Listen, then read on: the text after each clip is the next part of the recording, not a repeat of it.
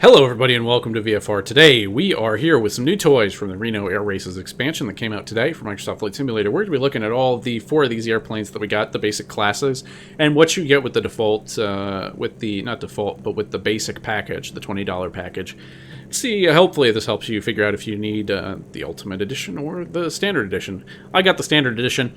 My plan is to get 2 more airplanes, probably a T6 and a P-51.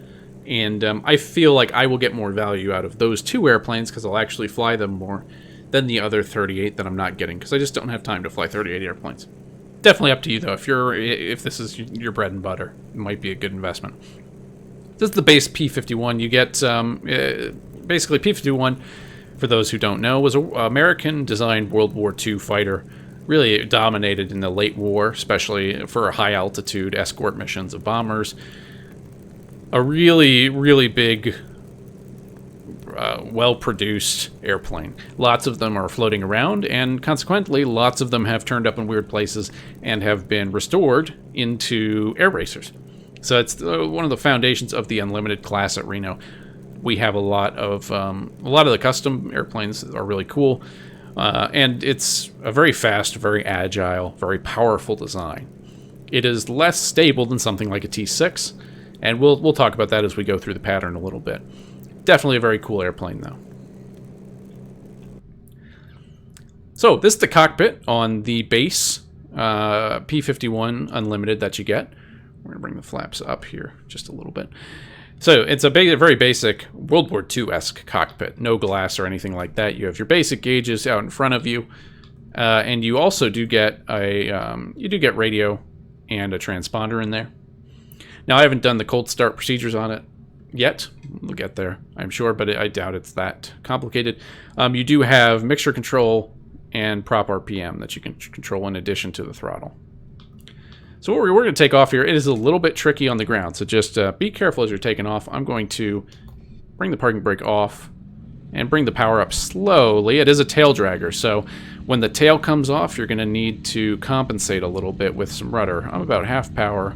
We'll start adding some more power. It's coming right. You see there? I'm catching it. A little too much. We're going to go full power now. And it's going to lightly come off the ground. You're not pulling hard back on the stick to get it off. It is lively on the ground roll. So, if that's something that interests you, definitely go for it. Bring flaps up.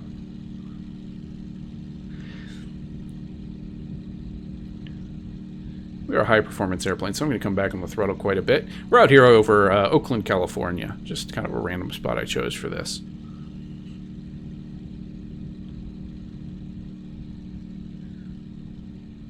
And we'll come back on the power pretty well. You have a lot of power in this airplane, so you will have no shortage of it. It is, of course, an air racer.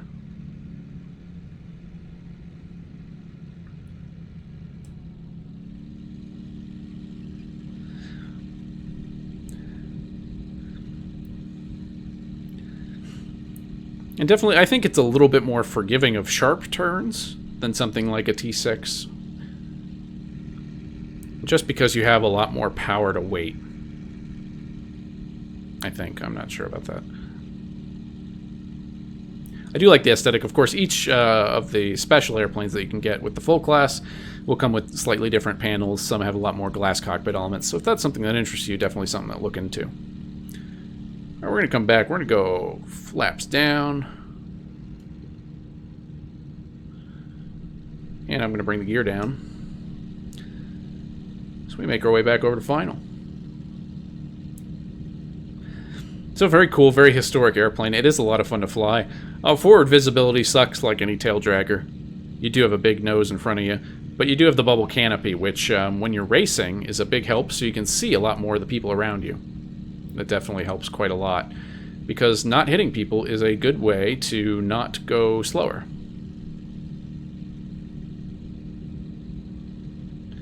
And we'll come around. We're looking for the runway.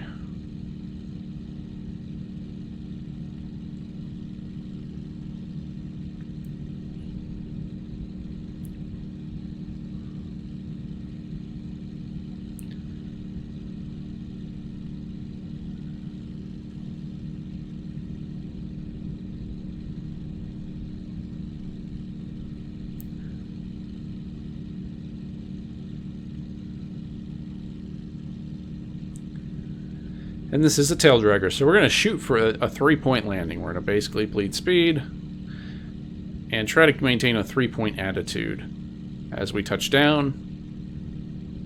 And we will see. I'm not a P-51 aficionado, so I really don't know the ins and outs of this airplane. And something like IL-2 or DCS, we'll bump up a little bit so I can see the runway better. But in its dirty configuration, yeah, it's not running away from us.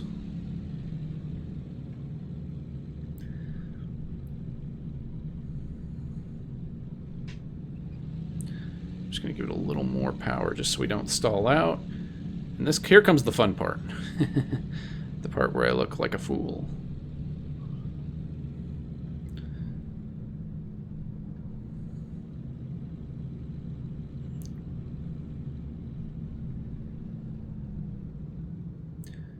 We are coming in.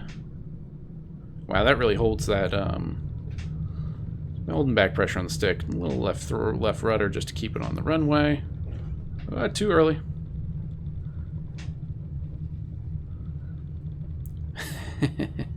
So that really floated on the end there. I wasn't sure if that was just a real soft touchdown or if we were still in the air. We were. So yeah, it gets real floaty on landing, but good fun. It's a good fun airplane. The model looks great. It's I like the cockpit too. I think it's not the fanciest you're going to see in Reno Air Races, but definitely serviceable, and it is a very nice throwback. So if you are into this, really, this kind of scheme, I think the base is all you need. All right, welcome back. Here we are with the T6 Texan. Texan 1, not to be confused with the Texan 2.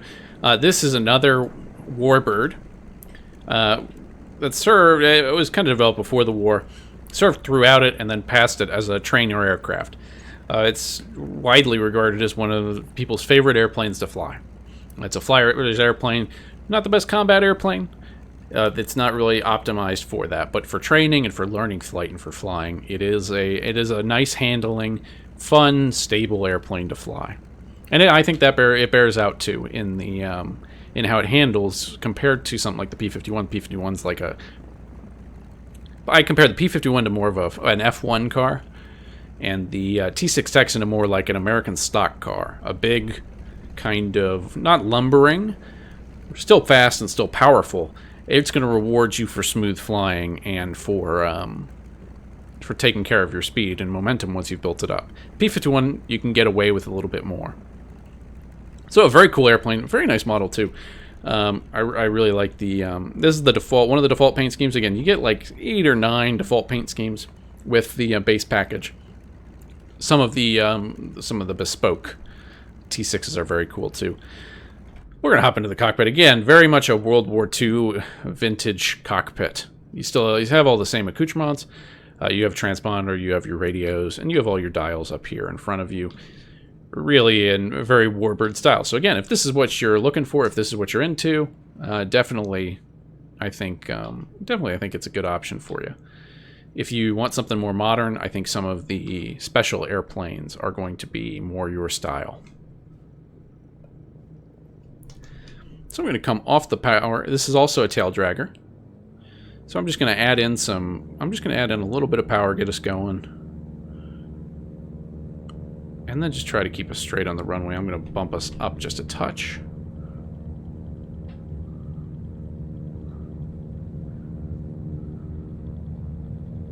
And there's the tail wheel off the ground. This handle's much nicer on the ground. And we're away, and I really am only at like 3/4 power. So we'll go full power. We'll climb on up, gear up. Flaps coming up.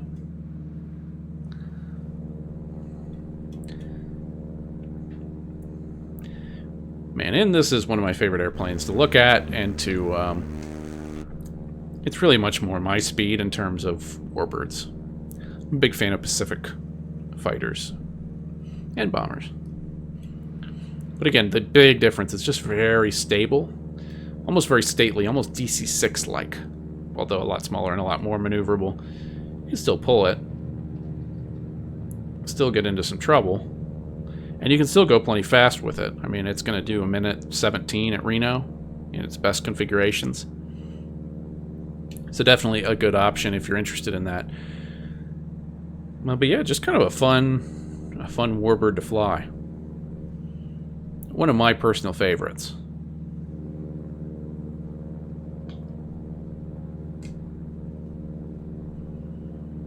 And it is, it's interesting. It does handle differently than the P-51, and I think that's a good thing, a good sign from the sim. We're gonna come back on the power quite a bit.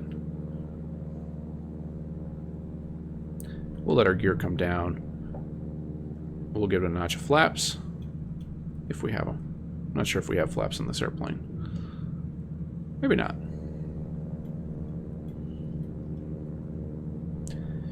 And we'll come around and start looking for the airport.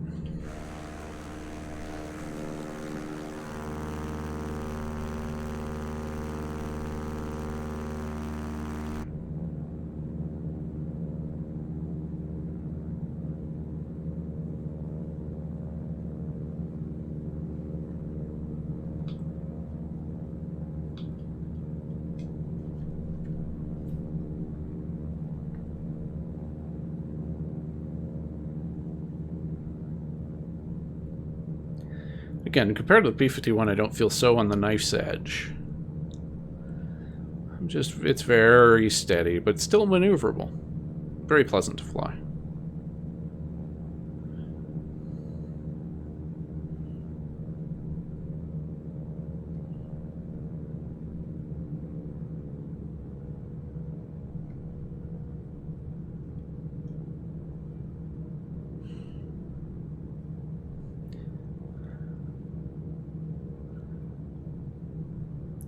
So yeah, I think the T6 is definitely an airplane for the more patient among us. Not that it's not fast, but if you go P-51 to T6, it is noticeably slower. And those P-51s are pretty tricked out in their engines, so it's not really a fair fight.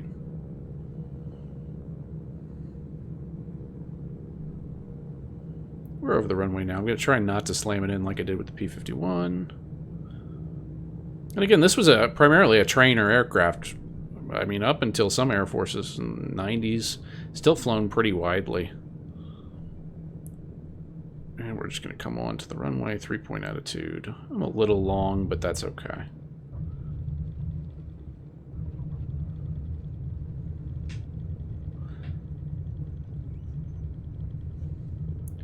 A little bounce, but we'll make the taxiway. So there you have it, the T6 Texan. The third plane we get is one I haven't flown yet, the L-39. This is a Czech airplane, very similar in role and scope to the MB-339 that we featured on the channel. Light military trainer. It's also been used in light ground attack. But basically a light single-engine jet with 2 seats, one for an instructor and one for a student. This one's tricked out for racing. Now, if we hop in the cockpit, very different. Got an up-front GPS here, very front and center, and a much more modern-looking cockpit, which is probably to be expected from a jet airplane. I haven't looked too much into the bespoke versions of this, but this is kind of the default cockpit that you're going to get with kind of the base package.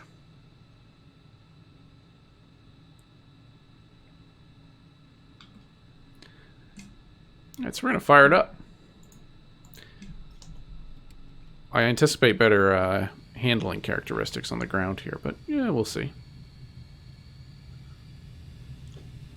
Slowly advancing the power.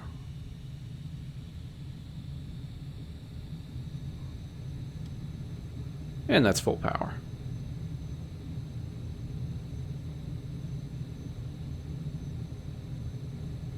And I'll rotate lightly. And we're away.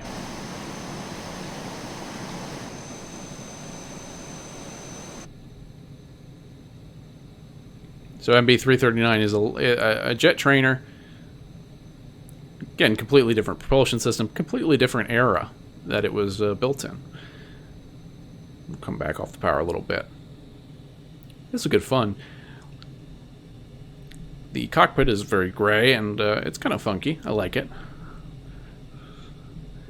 I think in general the jets have a lot more glass in them, as far as like the special airplanes. But this one's still pretty manual gauges, and that's actually kind of nice. I like that.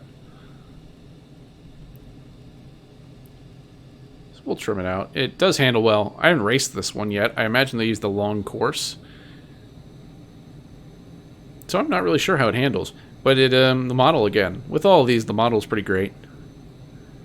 And yeah, I think it's definitely a worthy addition. If you're interested in the jets like this, definitely a very good foundation for some air racing. We'll bring it back, let some speed come off. Turn back towards the runway.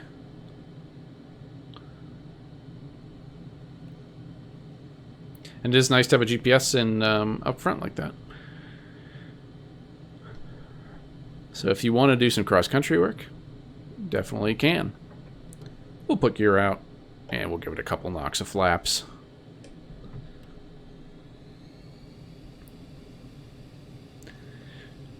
Coming into land, just want to keep some power in, so we don't drop off the, so we don't drop into the runway. I have a feeling that it will be less, floaty's not the right word, but there will be less lift once we're not going so fast. So this is really kind of the T6, or a very similar airplane to the T6 was in its day. A light trainer. Again, there's definitely a role for these kinds of airplanes in flight sim beyond just the air racing, which is cool. Alright, we'll come down. We're pretty fast, but that's alright. Put it down. Put that nose wheel down.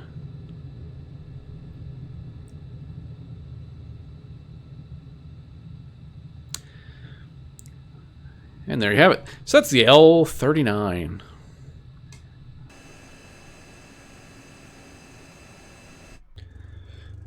All right, and last but not least, the airplanes we have the Pitts Special S1. This is actually a new one that comes with the default flight sim, but I believe if you get the Air Races expansion, you can then use it in Reno as well. I think you get some extra liveries with it too, including this one, which is written upside down because it's an aerobatic stunt plane, small biplane. The difference between this one and the Pitts Special that we had was that this is a single-seater. And there's a lot of, again, just like the other classes, there's 10 of them. They fly on the shorter course, and I think they have to take off during their course, or their races. So very fun. This, again, a very old airframe. They've been around forever. First flew in 1944, still in production. And again, a long, glorious history for the little biplane. Now, getting in, it's just like the old Pitts that we have, except kind of a little bit smaller. So the old Pitts is a tandem seat airplane. This is just the single. Again, your forward visibility on your biplane is about what you'd expect. We'll bump it up a little bit. I'm just going to bring the throttle up. This is another tail dragger. I don't anticipate as much violence as the P-51, but you never know. And there we are. We're away.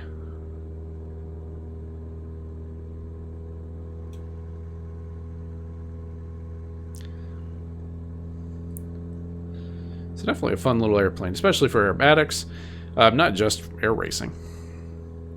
But I feel like the biplanes are fun too. Visibility is the big thing here with the biplanes. Probably a little bit harder to see everybody.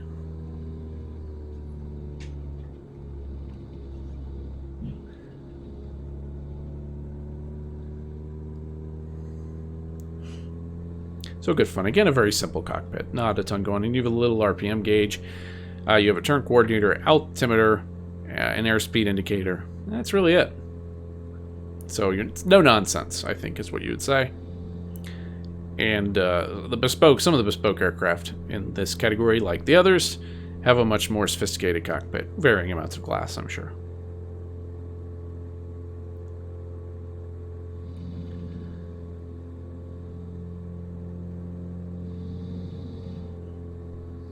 But it is good fun. It handles nicely. Just a good good fun airplane. And in this one, we don't have any gear to worry about. So, we're not going to.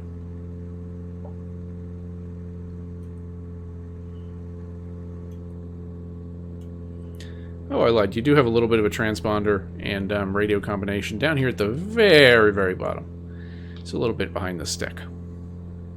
Again, if simplicity is your game, this is about as simple as it gets.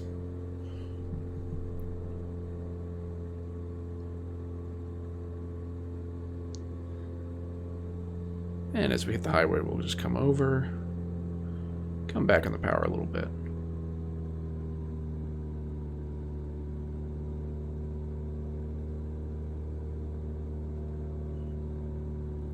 So yeah, I definitely think the base package is absolutely worth it. It's got a little bit of something for everybody. I think if you like the jet, if you like the Texan, I mean, it's got warbird stuff. If you got aerobatic, you got a fast military trainer. There's a little bit of everything, and I think all of those airplanes could definitely be flown cross country. I think you could do a lot of stuff, just even outside of the Reno Air Races, which is of course the main point of these airplanes in the sim. I think especially the T6 Texan, I'm excited to do some cross country in the T6. This is not the cleanest lineup.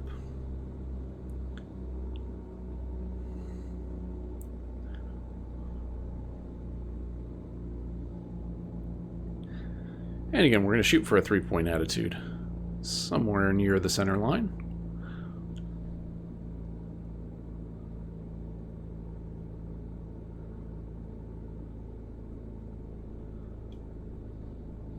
Woo!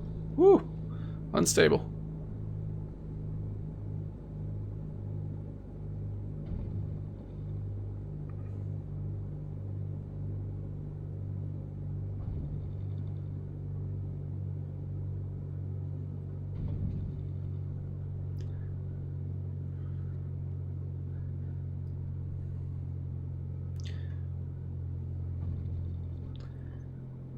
Man, another bounce?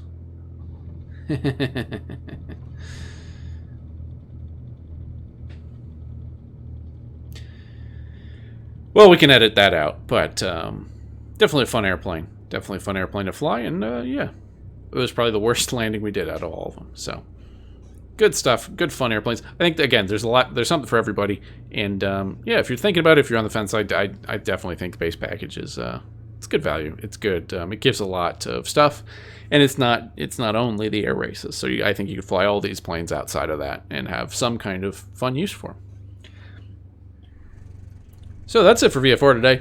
We'll take a look at some of the other stuff, the other goodies that came out with Sim Update 7, and yeah. As always, if you have any questions, comments, ideas for new shows, let us know in the comment section below. Take it easy, y'all.